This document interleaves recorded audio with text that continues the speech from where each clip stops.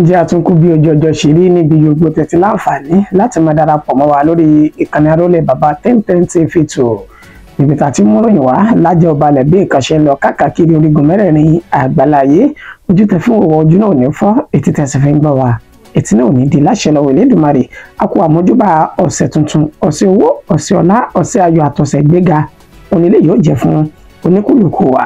Ìròyìn fún tásìkò yìí náà làyàn fẹ́ Elédùmarè tún ṣe bẹ́ẹ̀ tí mo bá légbòde tí mo mú wá sójúmọ́ máwòrán wa nígbà tó jẹ́ pé kókó oníròyìn láàmú gbéyẹ̀wò ṣáájú ẹ̀kúnrẹ́rẹ́ rẹ̀.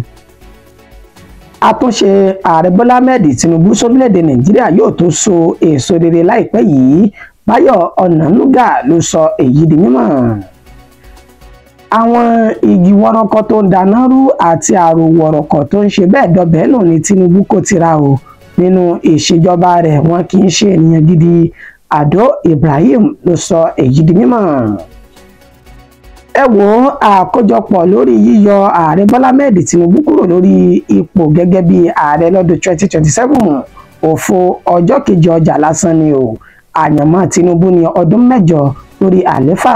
Olùṣọ́àgùntàn Samuel Adébáyọ̀ Òjó ló sọ èyí di mímọ̀. Ẹ̀yin gangan lẹ ṣokùnfà ikú àwọn ènìyàn ìpínlẹ̀ Kano àti tòmíyalé ìpínlẹ̀ Niger. Àtíkù ló dẹ̀bi ọ̀rọ̀ lé ìjọba orílẹ̀-èdè Nàìjíríà lórí. Kàyéfì ńlá lèyí, òbí ọmọ onídàáwò WAEC kan rèé tó ṣe bẹ́ẹ̀ kọ́ àwọn ọmọ gànfẹ́ lọ lu ẹni tó jẹ́ olórí ilé ìwé látàrí pé kò fàyè sílẹ̀ fún òjòrò ṣíṣe nínú ìdánwò fún akẹ́kọ̀ọ́ ọ̀hún. Ọwọ́ àwọn agbófinró ti tẹ àwọn méjì kan tán ṣe bẹ́ẹ̀ pa mánéjà báǹkì kan lẹ́yìn tán gbowó ìtúsílẹ̀ mílíọ̀nù 14 náírà ní ìpínlẹ̀ Anambra. Ìbúgbàmù àdó olóró tuntun mìíràn ló ti ṣekú pa ènìyàn 9 ní ìpínlẹ̀ Borno.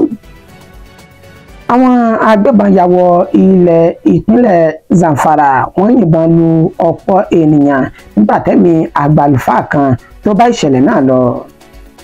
Ìròyìn ọ̀hún rèé lẹ́kùnrẹ́rẹ́ báyìí. Àtúnṣe ààrẹ Bọ́lá Ahmed Tinubu sórílẹ̀-èdè Nàìjíríà yóò tó máa so èso rere láìpẹ́ yìí. Báyọ̀ Ọ̀nànúgà ló sọ èyí di mímọ̀. Olùdámọ̀ràn pàtàkì fààrẹ Bọ́lá Ahmed Tinubu lórí ètò ìròyìn àti ìlànà tá à ń tẹ̀lé, Báyọ̀ Ọ̀nànúgà ló máa ṣe àlàyé ọ̀rọ̀ lásìkò tó ní ìtàkùrọ̀sọ pẹ̀lú àwọn oníròyìn ní ìpínlẹ̀ Èkó. Ibẹ̀ ló ti ṣe ní àlàyé wípé ṣe rí gbogbo ìgbésẹ̀ tààrẹ Bọ́lá Ahmed Tinubu tó ń gbé yìí yóò tó so èso rere láìpẹ́. Ó ní ó jẹ́ nǹkan ìyàlẹ́nu àti tó ṣe bẹ́ẹ̀ ń kọ àwọn ènìyàn tó ń kọ àwọn lóminú lórílẹ̀-èdè Nàìjíríà pẹ̀lú bí àwọn ọmọ orílẹ̀-èdè yìí bó ṣe ti yẹ gègé síta tó sì fi ń ṣe bẹ́ẹ̀ lu máàkì lu ìṣèjọba ààrẹ Bọ́lá Ahmed Tinubu láàrin ọdún 2 péré. Ó ní tí ààrẹ Bọ́lá Ahmed Tinubu gùn léyìí tí lè rí ojútùú rẹ̀ báyìí láàrin ọdún 2 àfi tá a bá ṣe bẹ́ẹ̀ fi àyè sílẹ̀ fún ààrẹ Bọ́lá Ahmed Tinubu láti tẹ̀síwájú nínú ìṣèjọba rere rẹ̀ látò mọ tí ó ń ṣe fáwọn ọmọ orílẹ̀-èdè Nàìjíríà. Ó ní ààrẹ Bọ́lá Ahmed Tinubu bó ṣe ti ṣe bẹ́ẹ̀ gùn lé àtúntò àti àtúnṣe orílẹ̀-èdè yìí kì í so nìkan mọ̀ ní tó ó fà léyà tí ń ṣe. Ó ní bẹ́ẹ̀ ni tún ṣe bẹ́ẹ̀ tún àwọn àṣìṣe kọ̀ọ̀kan èyí táwọn ìjọba tàtẹ̀yìnwá tí wọ́n ti ṣe lórílẹ̀-èdè Nàìjíríà tààrẹ Bọ́lá Ahmed Tinubu tó ń tún gbogbo ẹ̀ tó ń tún tò tó sì ń lọ létòlétò báyìí nígbà tí ó mọ̀ ṣe àlàyé lórí epo rọ̀bì lórílẹ̀‐èdè Nàìjíríà.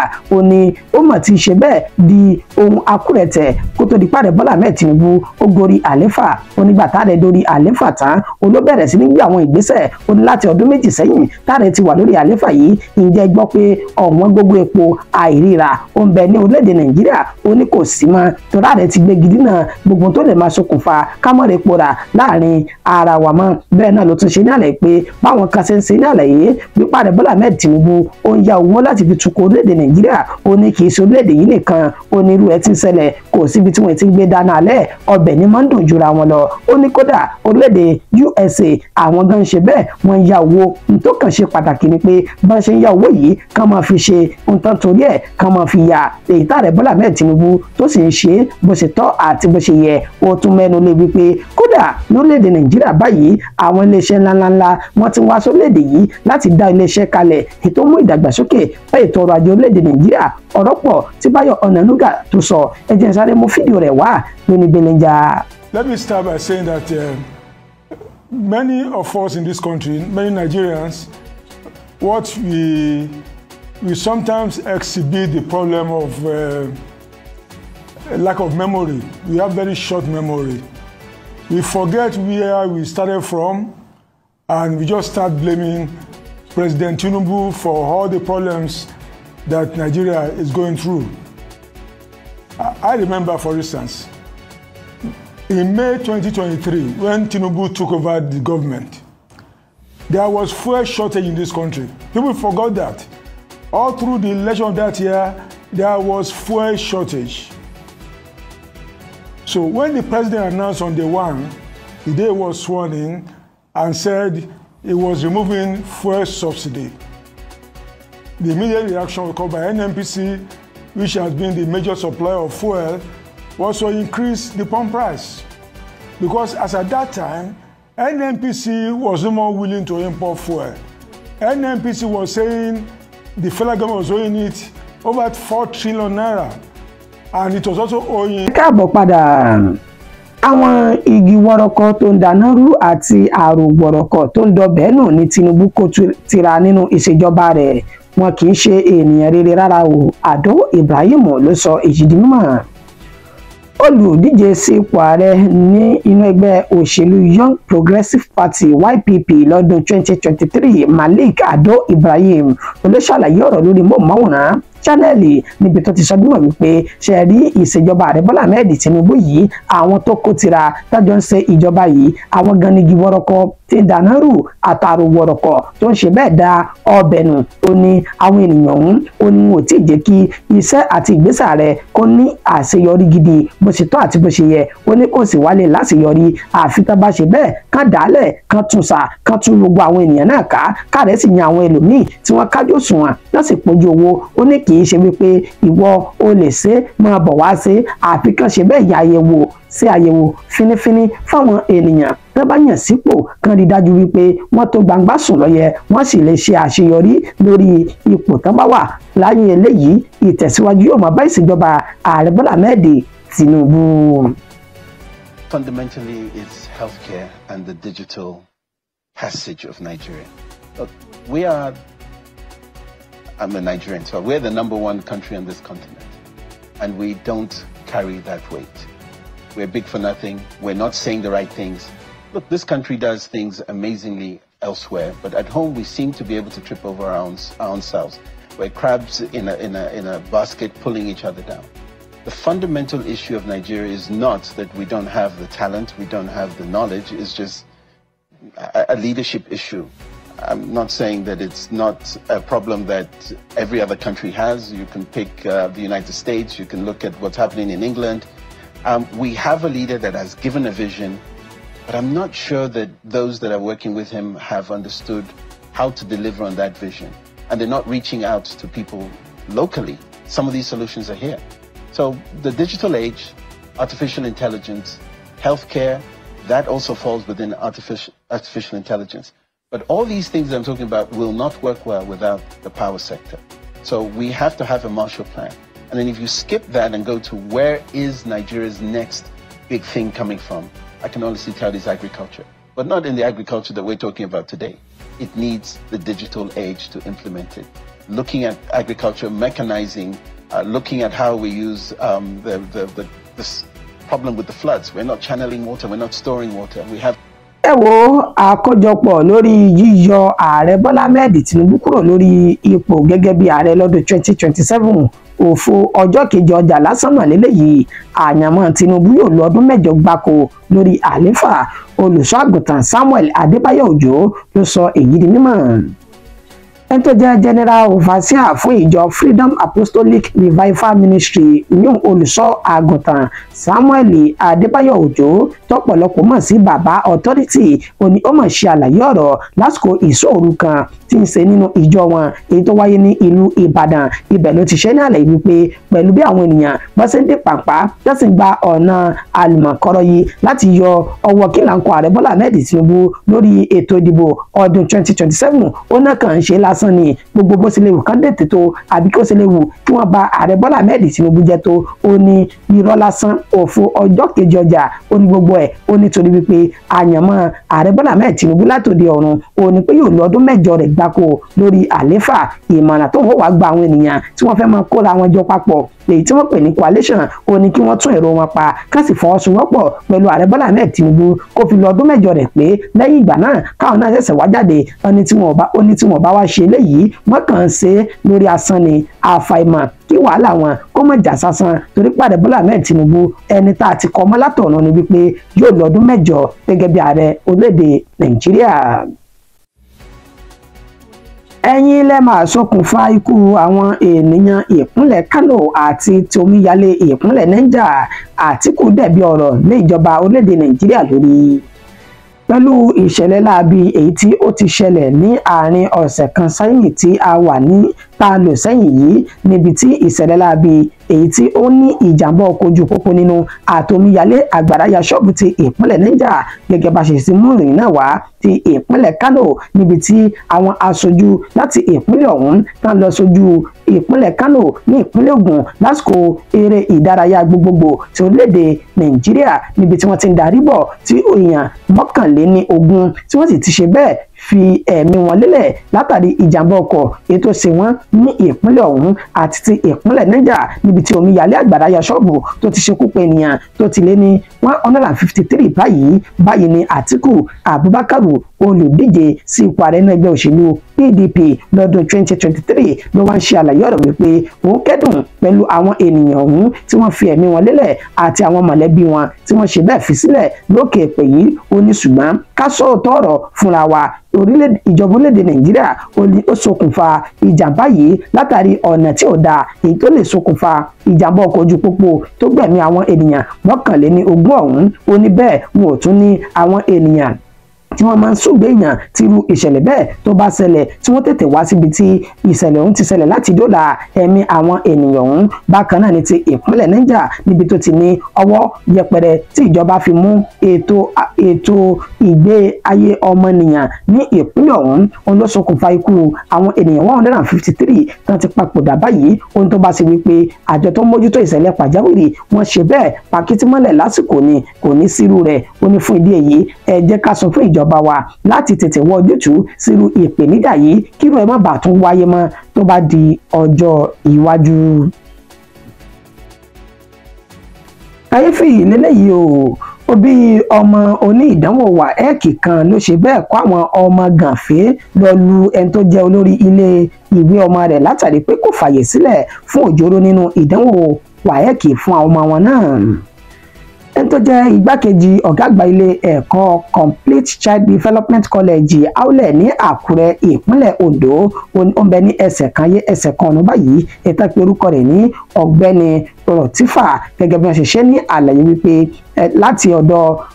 láti inú ìwádìí tí Director of Schools àti Ondo State Ministry of Education èyí tán ṣe lásìkò tán bá àwọn oníròyìn sọ̀rọ̀ wọ́n sọ dímọ̀ wípé ìdánwò WAEC ètò wáyé ní ọjọ́ 26 nínú oṣù karùn-ún tá a lò sẹ́yìn yìí lásìkò ìdánwò náà ó ná kẹfì wípé ọ̀dọ́kùnrin tó jẹ́ akẹ́kọ̀ọ́ ọ̀hún ó mú ẹ̀rọ ìbánisọ̀rọ̀ wọlé èyí tó tako òfin àti ìlànà nínú ìdánwò WAEC ẹni tó jẹ́ igbákejì ọ̀gá àgbà ní ilé ẹ̀kọ́ ọ̀hún ọ̀gbẹ́ni Rọtífà òun ló gba ẹ̀rọ ìbánisọ̀rọ̀ náà lọ́wọ́ akẹ́kọ̀ọ́ ọ̀hún látàrí wípé ní wọ́n fẹ́ fi ẹ̀rọ ọ̀hún ṣe màgòmágó kó sì fi gbégun wọlé fún ìdí èyí ó gba ẹ̀rọ ìbánisọ̀rọ̀ ọ̀hún lọ́wọ́ rẹ̀ nígbà tí ó di ọjọ́ kejì níṣẹ́ náà ni ìyá ọmọ náà ó wá dá wàhálà sílẹ̀ ní rẹpẹtẹ gidi gan mọ̀ ní ilé ẹ̀kọ́ àwọn ọmọ rẹ̀ ọ̀hún èyí tó mú kí wọ́n fi tagídí tagbára dá ẹ̀rọ ìbánisọ̀rọ̀ náà padà fún ìyá rẹ̀ lẹ́yìn tẹ́lẹ̀ ìlọ̀tàn náà ní ẹ̀gbọ́n ọmọdékùnrin tó jẹ́ onídàáwò WAEC ọ̀hún òun náà tún wá sí ilé ẹ̀kọ́ náà tó sì ń dúnkokò máwọn akẹ́kọ̀ọ́ pàtàkì jùlọ igbákejì ọ̀gá àgbà ilé akẹ́kọ̀ọ́ ọ̀hún níbi tó ti ní òun yóò fojú rẹ̀ rí pọ̀npọ̀nàyàn láti ìgbà náà ó ní igbákejì náà ló ti lọ́ọ́ fi ọ̀rọ̀ ọ̀hún tó àwọn agbófinró létí nínú àlàyé wọn ní àwọn agbófinró wọn gbìyànjú láti rìn káàkiri àdúgbò ibi tí àwọn ibi tí ẹ̀gbọ́n akẹ́kọ̀ọ́ ọ̀hún wà láti fi páńpẹ́ òfin mu ṣùgbọ́n wọn kò rí láì mọ̀ wípé wọ́n ti lọ di pàǹpá papọ̀ nígbà tí wọ́n sì ń padà lọ báyìí náà dá ọkọ̀ àwọn agbófinró ọ̀hún lọ́nà tó sì fa ẹni tó jẹ́ igbákejì náà jáde ní inú ọkọ̀ náà bẹ̀rẹ̀ sí nílùú ní ìlúkulù èyí tó padà lajú sí ilé ìwòsàn bó tilẹ̀ jẹ́ pé ara rẹ̀ náà ló ti ń padà bọ̀ sípò báyìí ṣùgbọ́n wọ́n ní àwọn agbófinró wọ́n ti ṣe ìwádìí lórí àwọn ènìyàn ọ̀hún láti fi páńpẹ́ òfin gbé wọn. Ọwọ́ àwọn agbófinró ti tẹ àwọn méjì kan tó ṣe bẹ́ẹ̀ ṣekú pa máníjà báǹkì lẹ́yìn tí wọ́n gba mílíọ̀nù 14 náírà lọ́wọ́ rẹ̀ ní ìpínlẹ̀ Anambra. Ìṣẹ̀lẹ̀ tó wáyé ní ọjọ́ 13 inú oṣù kínní ọdún 2025 tá a mú wá lórí móhùnmáwòrán yìí níbi tá ti ṣe ní àlàyé wípé ẹni tó jẹ́ òṣìṣẹ́ báǹkì tó jẹ́ máníjà lóbìnrin ní ilé ìfowópamọ́ kan èyí tí wọ́n ṣe bẹ́ẹ̀ jí gbé níbi tí wọ́n ti sọ dímọ̀ wípé lẹ́yìn tó gba owó ìtúsílẹ̀ mílíọ̀nù 14 náírà lọ́wọ́ mọ̀lẹ́bí rẹ̀ tán náà tún padà ṣe bẹ́ẹ̀ ṣekú pa máníjà ọ̀hún tán sì rí òkú rẹ̀ ní òpópónà Unobi lónìṣà tí ń ṣe ìpínlẹ̀ Anambra. Wàyí o ẹni tó jẹ́ alukoro iléeṣẹ́ ọlọ́pàá ní ìpínlẹ̀ Anambra Tochukwu Nkega ó ti fìdí ìròyìn náà múlẹ̀ wípé ọwọ́ ti bá àwọn ọ̀daràn méjì tán lọ́wọ́ nínú ikú arábìnrin ọ̀hún níbi tó ti dárúkọ Monday Egbe ẹni ọdún 23 àti Kenneth Unoga ẹni ọdún 28 níbi tí wọ́n ti ṣe ní àlàyé pé wọ́n ti ń jẹ́wọ́ ẹ̀ṣẹ̀ páwọn lọ́wọ́ nínú ikú arábìnrin ọ̀hún tó jẹ́ máníjà náà. Bẹ́ẹ̀ ni ó ti kó wọn ló ti mú àwọn agbófinró lọ sí ibùbá wọn níbi tán fi ara sí kò sí tó sì kó ohun ìjà olóró pamọ́ sí. Wọ́n sì ti ń ṣèwádìí láti fi páńpẹ́ òfin máwọn ènìyàn wọn tó kù tájọ lọ́wọ́ nínú ìṣẹ̀lẹ̀ ọ̀hún. Ìbúgbàmù àdó olóró tuntun mìíràn ló ti ṣe bẹ́ẹ̀ ṣekú pa ènìyàn 9 ní ìpínlẹ̀ Borno. Àwọn arìnrìn-àjò tí wọn kò dín ní 9 ni wọ́n ti ṣe bẹ́ẹ̀ gbèkúrú jẹ lọ́wọ́ ẹbọra báyìí ní abúlé tó pè ní Mairari ìjọba ìbílẹ̀ Buzamala ní ìpínlẹ̀ Borno gẹ́gẹ́ bí àlàyé tí ẹni tó jẹ́ abẹnugan fún ilé ìgbìmọ̀ asòfin ìpínlẹ̀ Borno Abdulkarim Lawanu èyí tó ṣe àlàyé wípé àwọn ènìyàn ọ̀hún ó ní wọ́n lọ sí oko tó sì ń dúró de ọkọ̀ tí ó kó wọn lọ ṣiṣẹ́ oko wọn ní ìpínlẹ̀ Borno ọ̀hún kó tó di wípé àdó olóró tí ikọ̀ Boko Haram àti ISWAP náà ti pè lò kalẹ̀ ó dún gbìmù tó sì ṣe bẹ́ẹ̀ ṣekú pa àwọn ènìyàn 9 ọ̀hún nígbà tí abẹnugan ọ̀hún tó fi ìbànújẹ́ ọkàn rẹ̀ tó fi hàn ó ní eléyìí ó bà àwọn lọ́kàn jẹ́ púpọ̀ pẹ̀lú bó ti jẹ́ wípé nínú ìlú ọ̀hún gangan ní ìṣẹ̀lẹ̀ náà ti ṣẹlẹ̀ láti ṣekú pa àwọn ènìyàn 9. Bẹ́ẹ̀ ló wá rawọ́ ẹ̀bẹ̀ sí àwọn ọmọ ogun ilẹ̀ yìí wípé ká dákun dábọ̀ ká tètè pàkítímọ́lẹ̀ láti ṣẹ́gun àwọn ènìyàn náà ká má bàa tún wu irú ìwà yìí lọ́jọ́ iwájú sí ààyè ibòmíì. Àwọn agbébọn ya wọ ìpínlẹ̀ Zamfara wọ́n ṣe bẹ́ẹ̀ yìnbọn lu ọ̀pọ̀ ènìyàn nígbà tí wọ́n ṣekú pa àgbàlùfáà kan ní ìpínlẹ̀ ọ̀hún. Nílùú tápè ní Damrawa Dosar District ní ìjọba ìbílẹ̀ Maradun ní ìpínlẹ̀ Zamfara níṣẹ̀lẹ̀ lè ti wáyé nínú àlàyé tí Bakasin tó fi sójú òpó ayélujára X rẹ̀ ibẹ̀ ló ti sọ bímọ wípé àwọn agbébọn ọ̀hún náà jẹ́ báńdíìtì náà ya wọ inú abúlé náà láti darí sí ilé àlùfáà àgbà kan nítorí orúkọ rẹ̀ ń jẹ́ Salisu Damrawa ní ibi tí wọ́n ti ṣe bẹ́ẹ̀ yìnbọn lu ọ̀pọ̀lọpọ̀ àwọn ènìyàn tí wọ́n sì ṣe wọ́n ní ìṣekúṣe bẹ́ẹ̀ ni wọ́n ṣe ikú pa ẹni tó jẹ́ àlẹ́ájì ọ̀hún Salisu Damrawa nínú ìkọlù náà lásìkò tá a fi ń kórè ń jọ àìtí rí nǹkan kan gbọ́ láti ọ̀dọ̀ àwọn aláṣẹ ní ìpínlẹ̀ Zamfara náà. Ẹ jẹ́ máa gé ní pété kí wọ́n sẹ́nu mi ní dédé síbí fún ti àsìkò yìí kí tó wà mọ́ lọ kókó tí mo mẹ́nu bàrẹ́ ẹja gbọ́ lẹ́ẹ̀kan sí i. Àtúnṣe ààrẹ Bọ́lá Ahmed Tinubu lórílẹ̀‐èdè Nàìjíríà yóò tó máa so èso rere láìpẹ́ yìí Báyọ̀ Ọ̀nànúgà ni ó sọ èyí di mímọ̀. Bẹ́ẹ̀ la mú wá fún wa wípé igi wọ́rọ́kọ́ tó ń dáná rú àtàwọn àrùn wọ̀rọ̀kọ̀ tá ń dọbẹ̀ nù ó ní ààrẹ Bọ́lá Ahmed Tinubu kó lura nínú ìṣèjọba rẹ̀ Malik Ado Ibrahim ló sọ èyí di mímọ̀. Àkójọpọ̀ lórí yíyọ ààrẹ Bọ́lá Ahmed Tinubu kúrò lórí ipò ní ọdún 2027 òfò ọjọ́ kejì ọjà ni o ẹni tí a ti kọ mọ́ pé yóò lọ ọdún 8 ni ààrẹ Bọ́lá Ahmed Tinubu olùṣọ́àgùntàn Samuel Adébáyọ̀ ló sọ èyí di mímọ̀.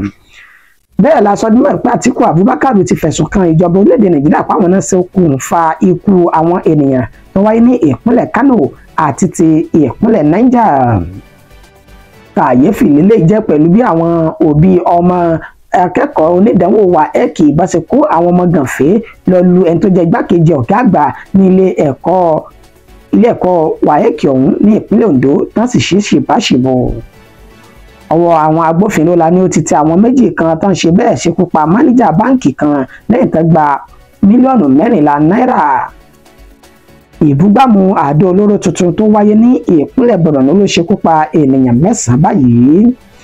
Bẹ́ẹ̀ làwọn agbébọn ya wọ ìpínlẹ̀ Zamfara wọ́n ṣekú pa àgbààfà kan nígbà tí ọ̀pọ̀ farapa.